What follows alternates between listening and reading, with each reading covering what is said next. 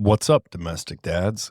You ready to grab a mop and start cleaning up the mess? How do you know you have a problem? This is hard. Oh, I knew I had a problem, but I didn't want to deal with it. I didn't want to tell anybody either. How do you convince yourself that you have a problem? How do you cross over the line and say, this is a problem and I have to fix it no matter what? And it becomes life or death. That's tough. Has life gotten off track? Are you looking for some inspiration to be a better dad? Have you thought about getting sober, but you just didn't know where to start? If so, welcome to the Domestic Dad Podcast, your go-to destination for candid discussions on journeys into sobriety, parenting, and personal growth. I'm Nick Barnett, founder of the Domestic Dad Project. I've been a dad since I was 18 years old. I'm also a trauma survivor, an alcoholic, divorced, happily remarried, hardworking, humbled by life, domestic dad. Have you ever found yourself up late at night thinking about how you totally missed an opportunity with the kids today? Then it hits you. It wasn't just today. It was this entire week or month. It's time to wake up with big, ambitious goals to get sober and be more engaged with your family.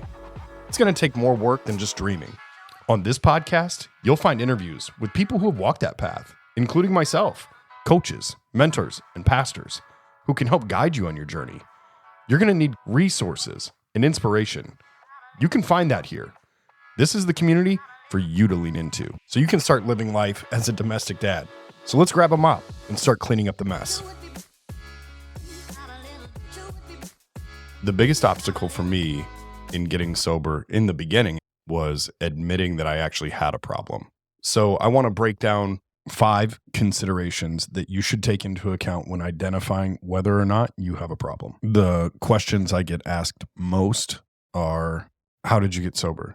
What did you do? What are the tricks? I think that the first thing that you need to do is realize that there are no tricks to this. It's all truth. And you need to be honest and not lie to yourself. If one of these things have impacted you, you need to be aware of it and start moving towards change. Indicator number 1. The impact that it has on your family. Alcohol addiction can have devastating effects on families.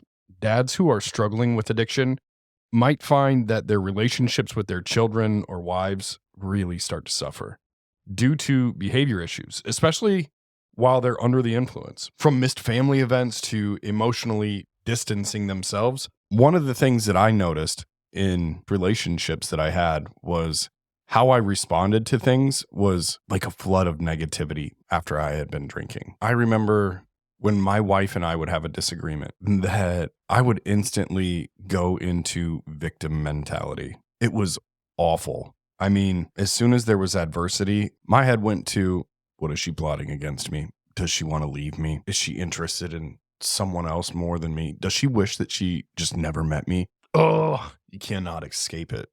That's what I thought all the time. Anytime that we would fight and alcohol was involved in that situation, alcohol made me very hard to deal with in that way.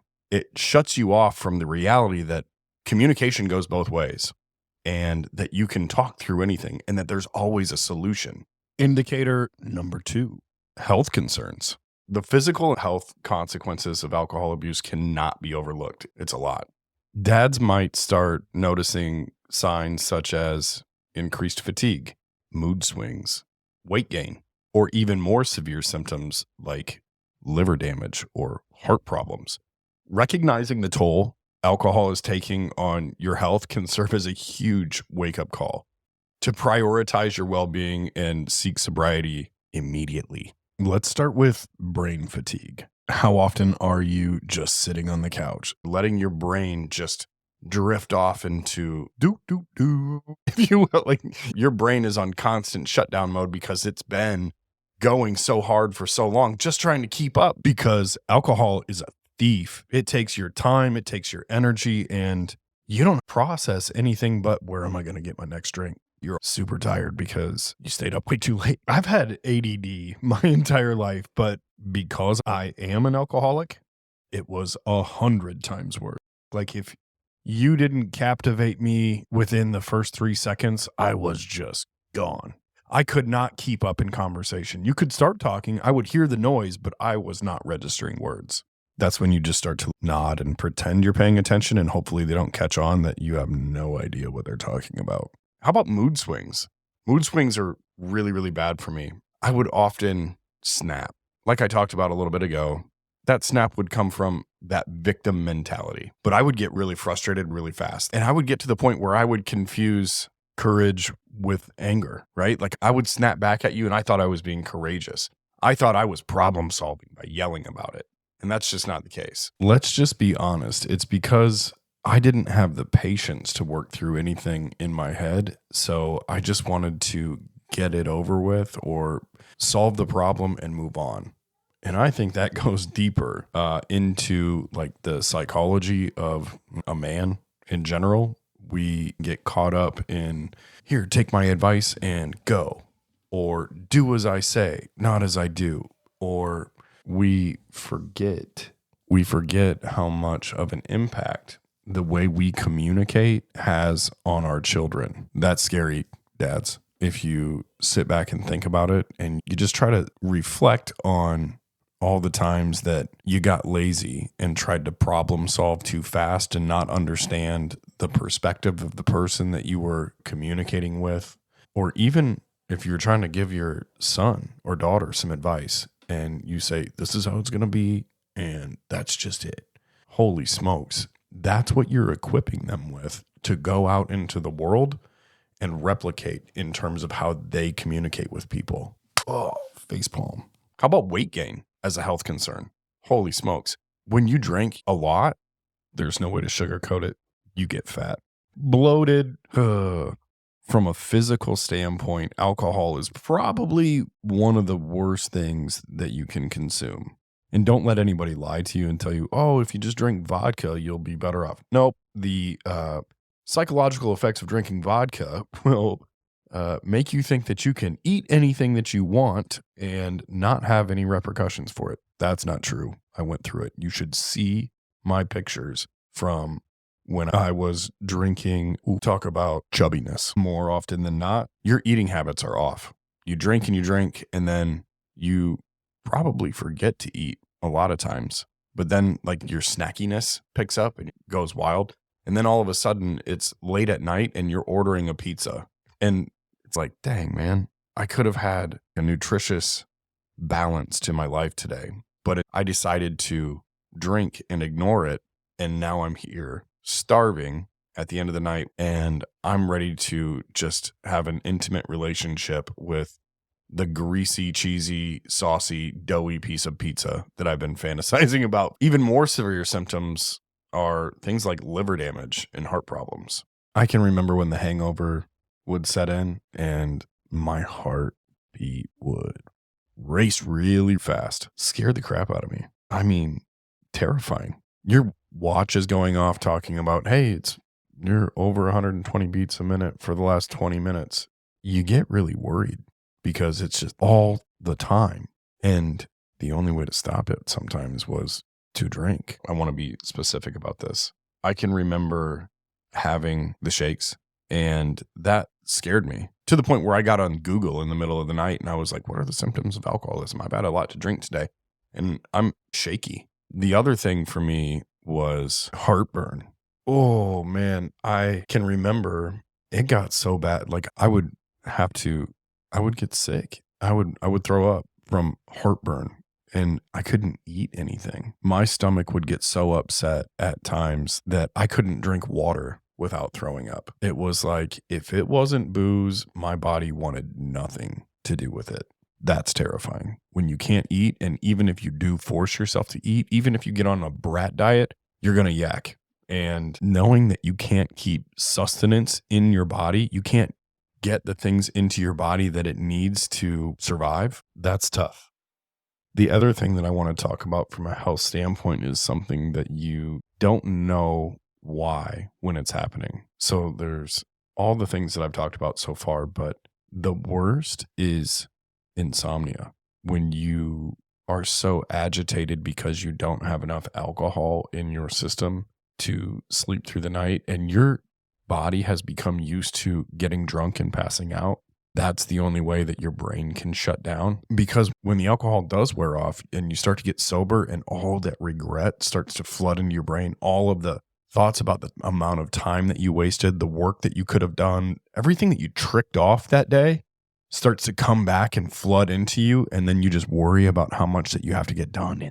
Anxiety starts. Oh my gosh, man, we'll get into mental health stuff here in a little bit, but that is a pretty good indicator that you have a problem when you can't sleep without using alcohol to get to sleep. I can remember watching movies about how the military tortures people, and one of those things is sleep deprivation and the agitation that you have when you don't sleep or when your brain doesn't get into a REM cycle and actually get rest. That's when shit has officially hit the fan. Indicator number 3, loss of control. This is a big one that so many of us have a problem with. Addiction is the loss of control over your own habits. This can manifest as an inability to stop drinking once it starts, frequent episodes of binge drinking, or unsuccessful attempts to cut back on alcohol consumption despite recognizing its negative consequences. This one was a problem for me. I remember when I got the opportunity to go out with the boys, I wanted to take full advantage. There wasn't a ton of opportunities to go out and have a good time and just cut loose. But then when your wife starts texting you and saying, hey, what time are you going to be home? And you're like, in a little bit, just finishing this one. And then another round of shots comes. And then you guys want to have one more? And then let's go here and change up the scenery for a little bit. And you just can't say no, because why would you let go of a good time? And you earned it, right? You went out and worked your butt off. You did what you were supposed to do. Congrats, you got up and did your job today. And now you're just getting a little extra me time.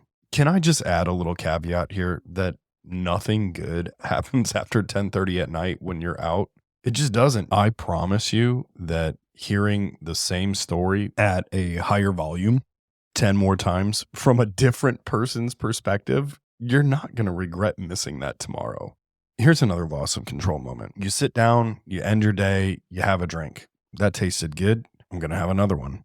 I'm going to have another one. I'm going to have another one until I pass out. That is losing control. I'm sorry, man, but it's just not cool to binge drink on a Tuesday, sitting in your recliner, zoning out your family and not paying attention to your kids. Indicator number 4. When alcohol use starts interfering with a father's relationships and responsibilities.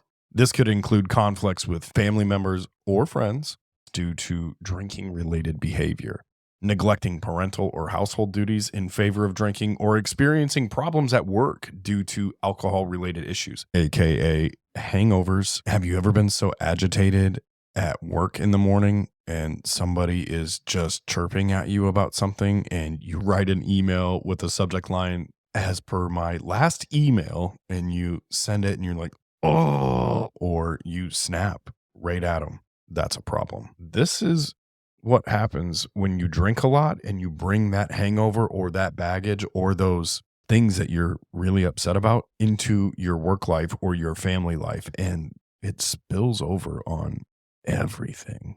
Or what about when it gets in the way of doing the things around the house, completing honey-do lists? When I stopped being able to do my job as a husband and a father, that became a problem. When there's 5 projects laying around the house that don't require that much work to complete, but for one reason or another, probably alcohol, they've been sitting there for weeks or months. I'm not trying to be all Jeff Foxworthy about it, but here's your sign. Indicator number 5.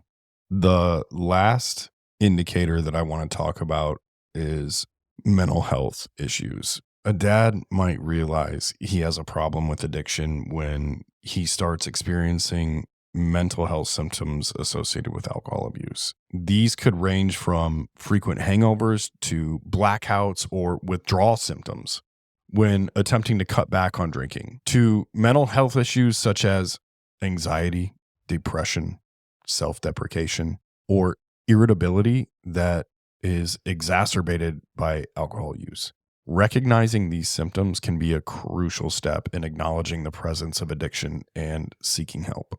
This one's important to me because I've lost friends to suicide because they got too far into the bottle. They drank to go up, and alcohol is a depressant and it brings you down. Eventually, all of the dopamine that it releases in your brain while you're drinking it and shortly thereafter, there is an adverse effect to that from a mental health standpoint. And when you get so far into the bottle and so far into the cycle of addiction, going up and then coming down, and then all of the things that we've talked about happen.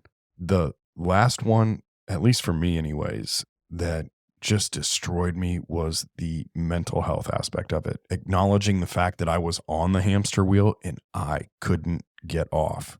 I was defeated by alcohol. This came after I realized that I had an addiction problem.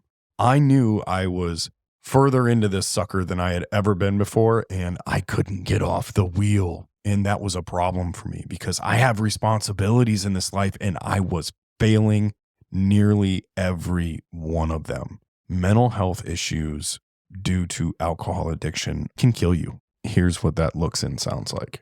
Your family would be better off without you. Your wife would be better off if she found somebody who didn't struggle with the things that you struggle with. Your kids are probably embarrassed by you.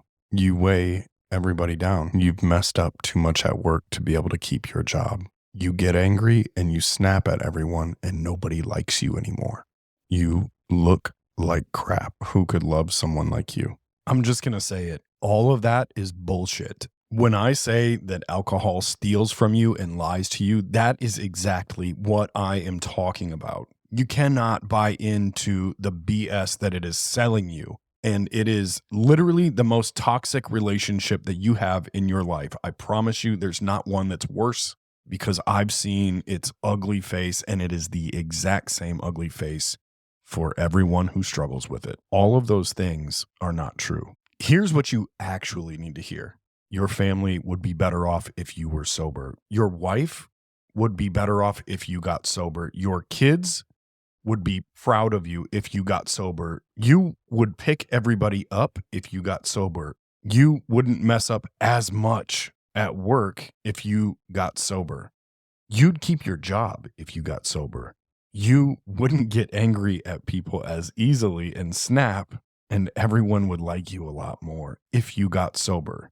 You look good when you get sober. Everyone loves you. If you've experienced any of these and you're a heavy drinker, it's a pretty good indicator that you have a problem. Unless you're suffering from some other terminal disease that causes these things, it's alcohol. And it's taking a toll on your physical and mental health and all of your relationships. So here's your wake-up call to start the process of change. Prioritize your well-being and start seeking out sobriety because you're worth it. You have value in this world. There's a bright future for you here. And there is a son or daughter that needs and wants a meaningful relationship with you.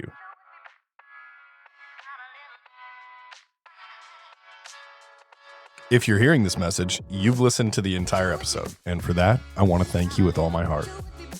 I hope you enjoyed it. And if you did, please leave us a review on Apple Podcasts or Spotify. It really helps us out.